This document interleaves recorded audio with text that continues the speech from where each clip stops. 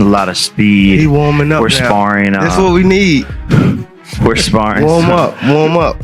Some I know 8-year-olds. I got the 8-year-olds in there. If I find out anything, I'm gonna beat your ass, and I'm gonna beat Jaden Love on my mama. I'm gonna beat both of y'all ass on my mama. And he laughing. He laughing. Our argument is misplaced because things like this should not be happening. And the fact that boxing is allowing this to happen is an embarrassment to the sport. You know what I mean? I was misinformed. You know, you got to know what somebody's going through, man, or have gone through, and where they've ended up. Now, you have to understand that. You got to understand their DNA, you know, and we as fans, we fail to realize that.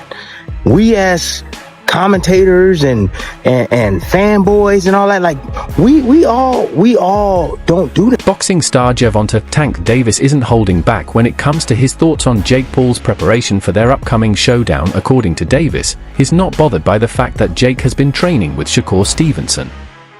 In his words, Jake can spar with anyone he wants, it won't change the result.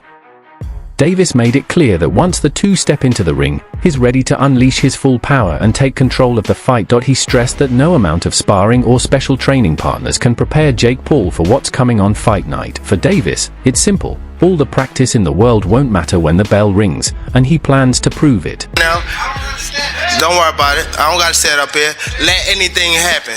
And I'm going to show you and him that. Nothing. It begs the question, Tank. Nothing. Boxing analysts are pointing out the irony behind the criticism of the upcoming fight between Jake Paul and Gervonta "Tank" Davis. While many longtime fans and traditionalists are disappointed with Tank's choice of opponent, others view the matchup as a business move, an opportunity for exposure or to further their own interests. Boxing star Shakur Stevenson addressed the controversy directly. He admitted that Tank's decision may frustrate boxing purists, but he's still willing to spar with Jake Paul, not just to support the sport, but also to stay in the spotlight himself. This situation highlights how modern boxing often blends business decisions, personal branding, and fan expectations, a mix that keeps the debate around big fights very much alive. Criticism for fighting Jake Paul, but yet at the same time, he is going to fight Jake Paul. Now, what I find interesting is how people on one hand are going to criticize it, but on the other hand, try to take advantage of it for their own profit.